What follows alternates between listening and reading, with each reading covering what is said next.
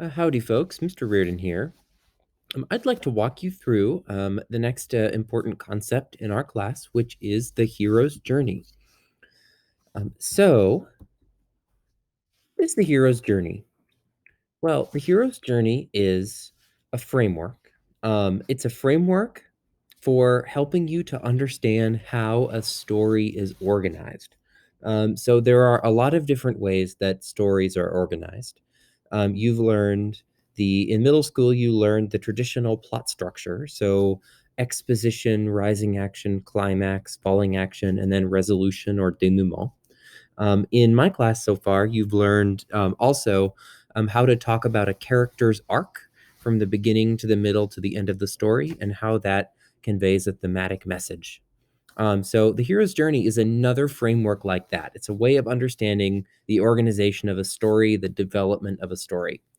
Now, the basic idea of the hero's journey, like all the pieces we're going to talk about today, have actually existed for thousands of years, and they've existed as part of the way people tell stories to each other in the oral tradition, that is, just speaking aloud to each other, long before writing was ever invented. So these are thousands and thousands of years old, maybe as old as humanity, honestly, like as long as humans have existed and told each other stories about things that have happened. So, um, a basic definition, right? In a story that follows the hero's journey model, and not all stories do, right? In a story that follows this model, a character faces challenges in an unfamiliar environment, changing as a person in the process. So, a few things are important. There's a character, we're going to say a hero.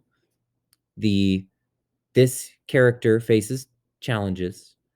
The challenges are in an unfamiliar environment, and the hero experiences some kind of change in the process of going on this adventure, going off and doing this thing, going off to this unfamiliar world and facing and overcoming the challenges they come across.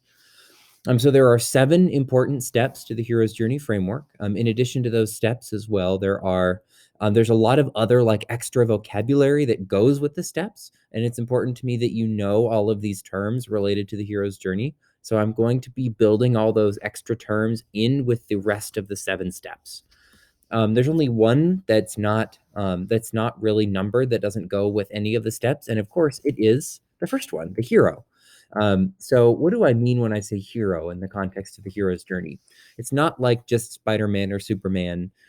It just means the character that goes on an adventure in a story that follows the hero's journey model. This character is usually the protagonist, probably the protagonist or the main character. You may have heard that term before as well. So, some examples of heroes in hero's journey stories. They might not be heroes in the traditional sense of the word, but they would be considered the hero in a hero's journey model story. So, Katniss Everdeen in the Hunger Games, Harry Potter in the Harry Potter series, Percy Jackson in the Olympians series, Aragon in the Inheritance series. All of these are examples, and I'm sure you can think of a whole bunch more, sort of right off the top of your head, just based on your own, movies you've watched and stories you've read in the past.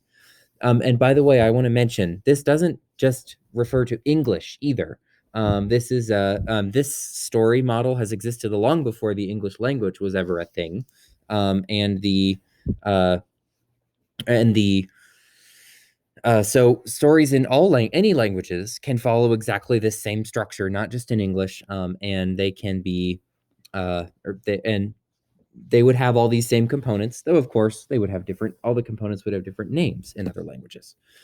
It's also possible for there to be multiple heroes, so that's important to remember. It's rare. Most hero's journey stories have one hero, but generally uh, but they could have multiple. And also for the sake of clarity, for the rest of this presentation, I will be using the male pronouns he, him, and his to refer to heroes for the rest of this, just because it's clear. If I'm constantly saying he, she, they throughout the whole presentation, that would be really confusing. And I don't like using they as a singular pronoun, so I'm going to just use the male pronouns, which grammatically are still seen as all-encompassing pronouns in English.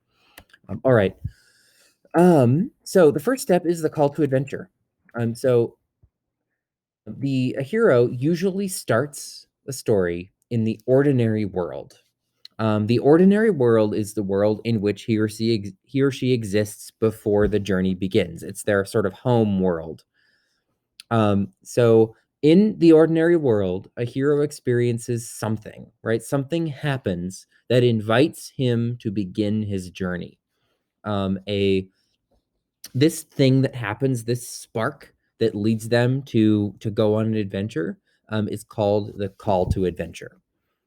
The call to adventure can be external. It could be a conflict with another character, or so another person in the story. It could be a conflict with a powerful body like a government, or a demand of some person or group that has more power than the hero does. It so like for example in Hunger Games, you have um, the capital, right? And the fact that Katniss's name was pulled at the reaping in District 12, and Harry Potter, same kind of thing. You have the letter that is repeatedly attempted to be delivered, uh, and it is delivered eventually, even though there was no post on Sundays. And as a result, the Harry was able to eventually begin his adventure. So these, though, the threshold can also be internal. Excuse me, the call to adventure can also be internal. It is something just changes in the mind of the character. They don't like the status quo, the way things are right now anymore. They're no longer okay with the way things are happening in their world, in their ordinary world. Something is out of joint, right? It needs to be fixed. Something is out of place. Something just doesn't feel right anymore. Something needs to change, and so the character goes on an adventure to make that change happen, to put things back into joint. All right, so second step is the threshold. So once a hero has been called to start his journey, he must cross into an unfamiliar world, from the ordinary world to the unfamiliar world. The journey will take place in the new environment. The whole hero's journey, after the call to adventure, right? The whole hero's journey takes place in the unfamiliar world. Um, so it's also important to remember that life in the unfamiliar world is often very different than life in the familiar, the ordinary world. So think about like the District 12 versus the Capital in the Hunger Games, right? Completely a world apart.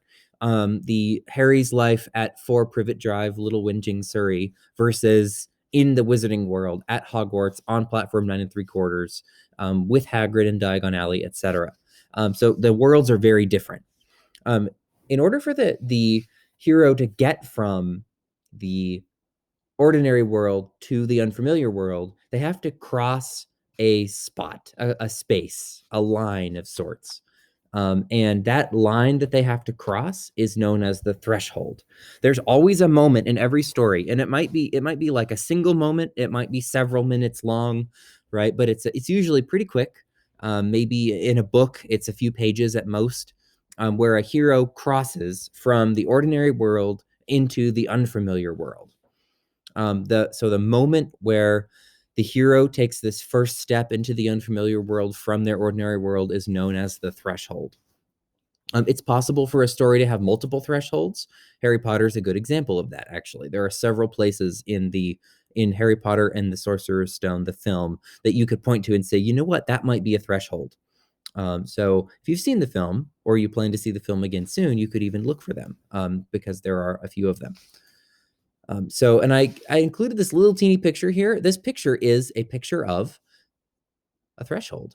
So the word threshold in English is means something different than in the world of the hero's journey. In the hero's journey, it's sort of metaphorical, but in the real world, a threshold is just the spot at the bottom of a door where like there's a the whatever the floor is made of is raised a little bit. There might be like a metal or plastic or wooden piece there that's sort of raised up, to make it so there's not a big gap between the bottom of the door and the floor. That like raised spot is known as the threshold. You may have heard of stories about Traditionally, a man and a woman get married, and then the man is required to like carry the woman across the threshold into their new home, as a married couple. That when that phrase is said, it's referring to that spot in a door, right? Like walking through the front door, over the threshold, and into the home. So here in the hero's journey, we have a metaphorical threshold. There's a door between the ordinary world and the unfamiliar world that the hero is moving through. So more threshold. So it's usually around the threshold, maybe still technically in the ordinary world, but almost into the unfamiliar world, or maybe already in the unfamiliar world, but just barely, where three kinds of people, three kinds of other characters that will play a role in the hero's journey will appear. So the one group of those people are helpers. Helpers are people with about the same level of knowledge, expertise, and competence as the hero. These people, these helpers, accompany and support the hero. So an example would be Ron and Hermione in the Harry Potter series. They're about the same level of competence. They have their specialties, but they're Harry's age. They're in his same year, give or take about the same level of ability. And so they would be considered helpers. The second group of people that often appear around the threshold are mentors. So mentors also accompany and support a hero, but they're different from helpers in that they have more knowledge, more wisdom, and more expertise. They're often older, sometimes even very old. Hagrid in Harry Potter is an example of a mentor. So he helps Harry, gives him advice, makes his adventure, occasionally presents challenges, but also helps him to overcome them, or helps him to overcome challenges when they arise. I'm in particular thinking about his detention in the first film. And then guardians are the third group of people that often appear around the threshold. So guardians are specifically characters that prevent a hero from beginning the journey or even experiencing the call to adventure until it's the right time for the character to start their adventure.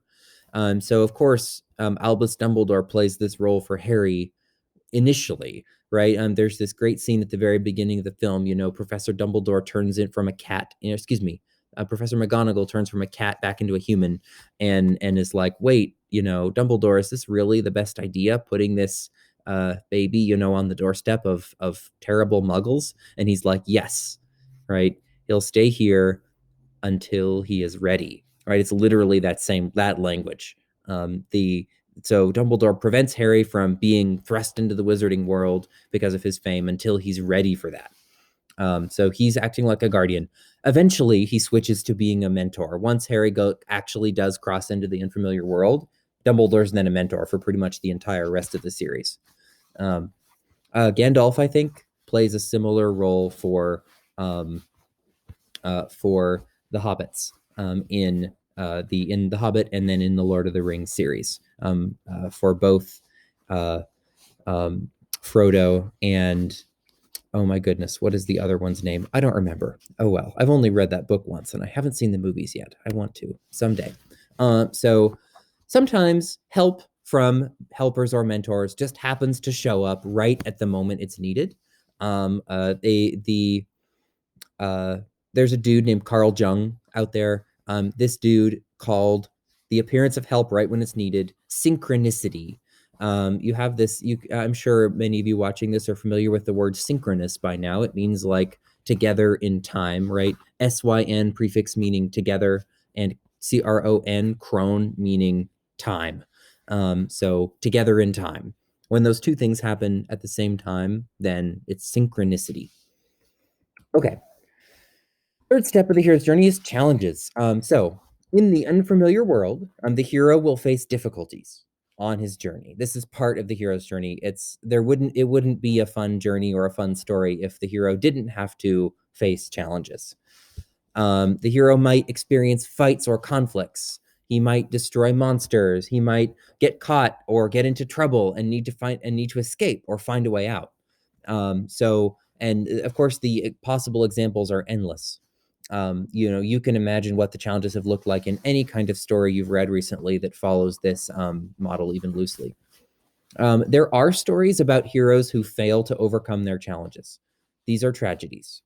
So listen for listen for, or excuse me, if you're reading a story and you realize like, oh no, the protagonist is just not successful at all. Maybe within that story, it's functioning like a tragedy, but then there's a sequel and the hero redeems and it is a hero's journey, successful hero's journey. But there are also stories where the hero's journey just isn't successful. The hero is defeated by um, their challenges. I'm thinking of if you think about Game of Thrones as a bunch of attempted heroes' journeys, it's really like following one character, everyone loves the character, and then the character fails to achieve their goals and dies. And then the story starts to follow a different character and make everyone like them and think of them as a hero, and then they die, right? So those would be example of tragedies where the hero's journey gets cut short.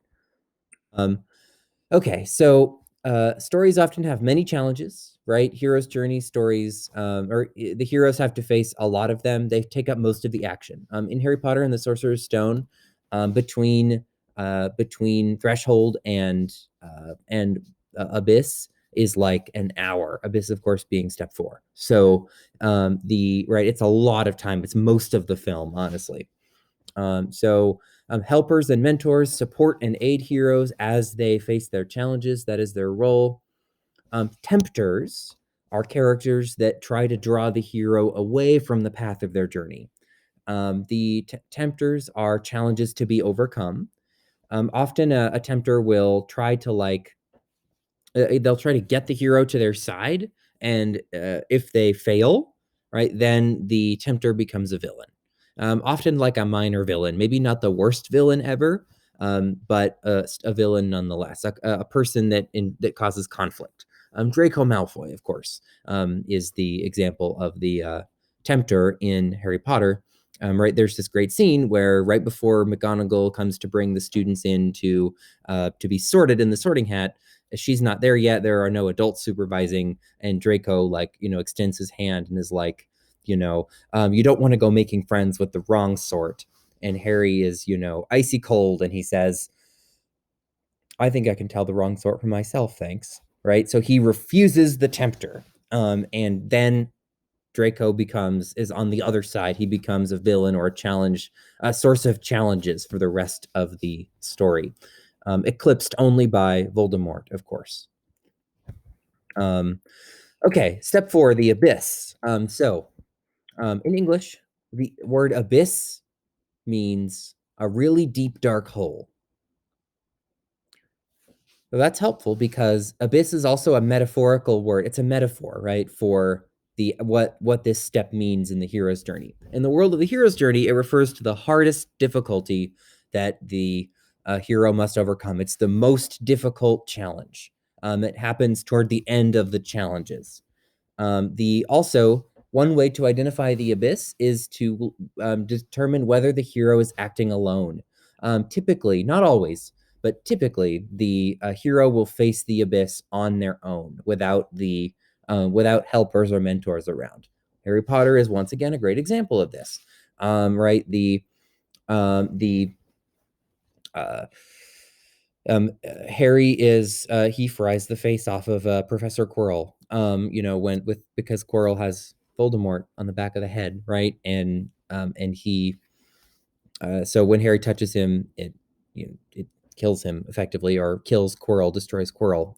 The Right before that, there was a scene where the three, Ron and Hermione, decide that Harry needs to go on alone, and he does.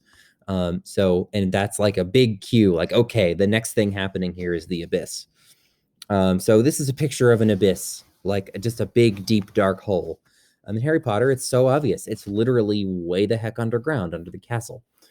So the But not always. The abyss might be more metaphorical than that. It might be way up on a mountain, but it's still the biggest challenge the character has to face.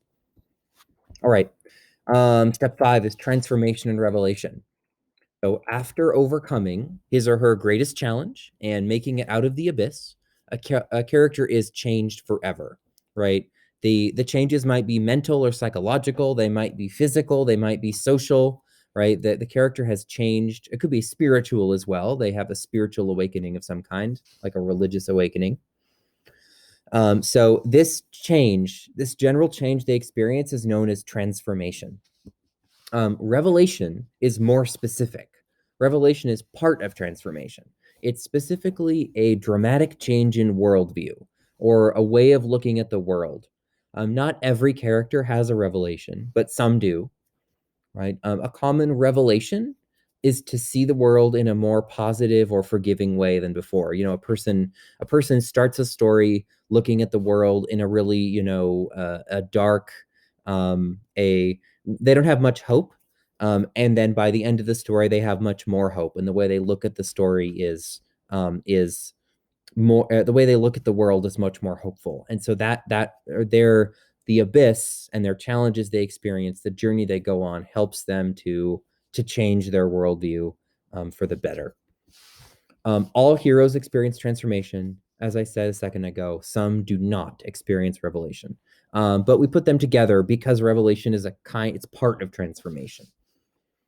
So the often you'll see cases where a hero sort of at the beginning dreams of being a certain thing or dreams of being someone, and then some things happen. They go on a journey that results in exactly that. They become someone, and when that happens, when they become the person they always dreamed of being, the and they recognize that and they acknowledge that as the hero, then they reach this state that we would know as apotheosis.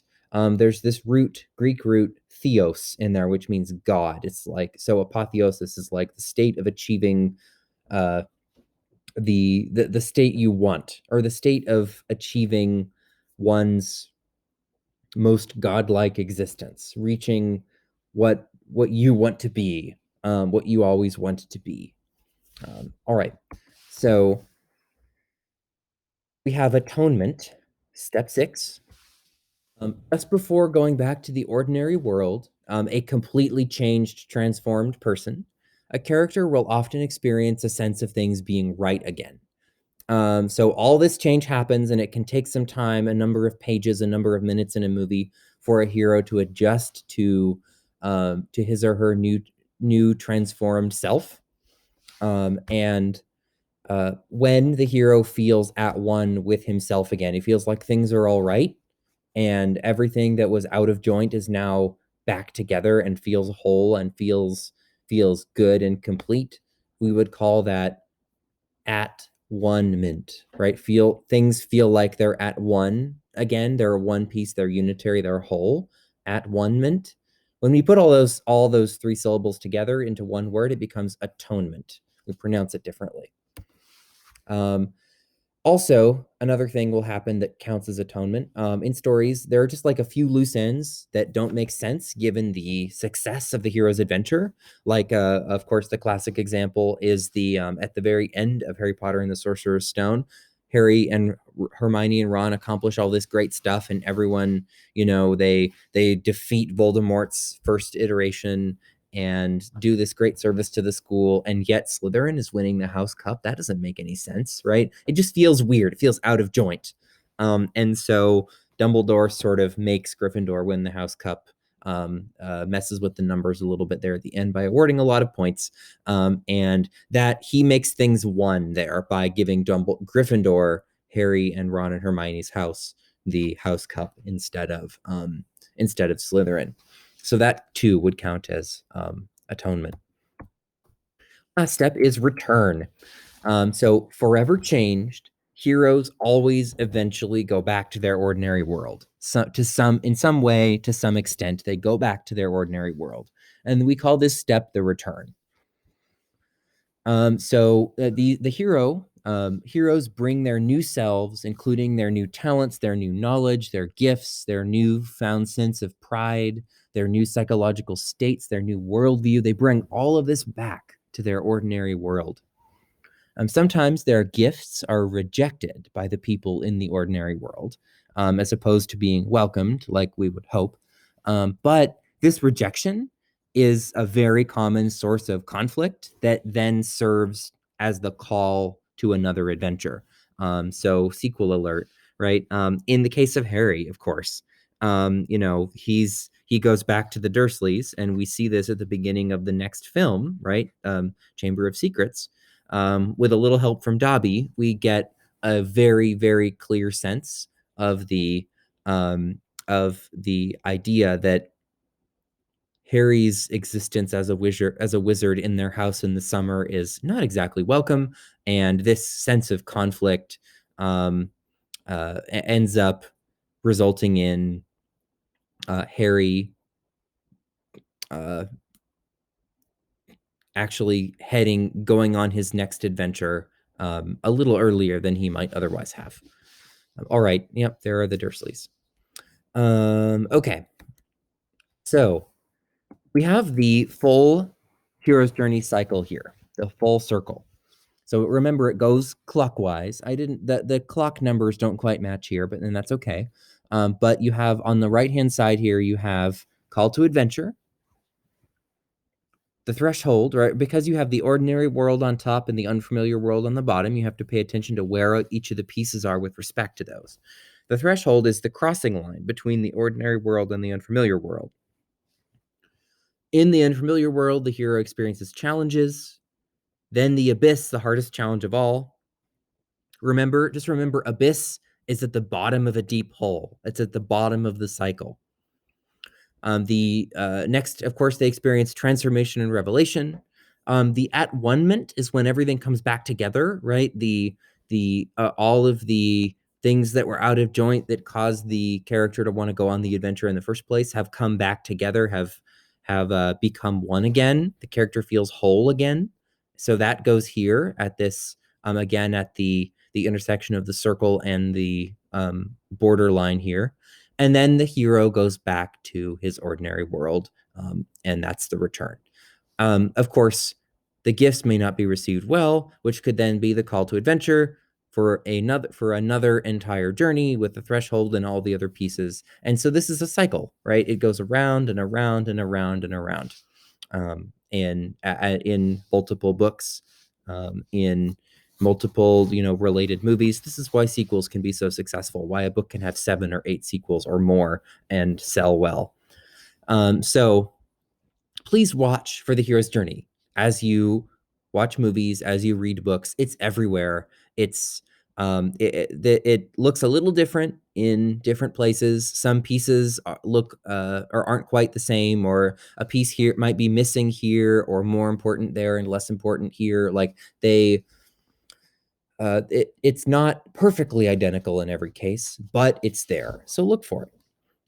You should practice the terms. I have a Quizlet that will show you all of the hero's journey terms that I went over in this presentation you could use to practice.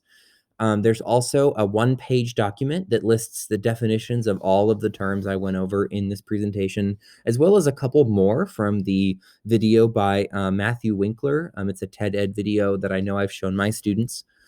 There is a reading. This reading I am asking my students in fall 2020 to read. It's only 4 pages long, but it is in kind of a small font, complete with a recording. It's linked inside the document. So you can read this. It's a little more detailed than my presentation was and goes through all of the pieces. If you are not my student, your teacher might ask you to do some other things to help you to learn the hero's journey and to assess what you've learned. So, of course, you should do those.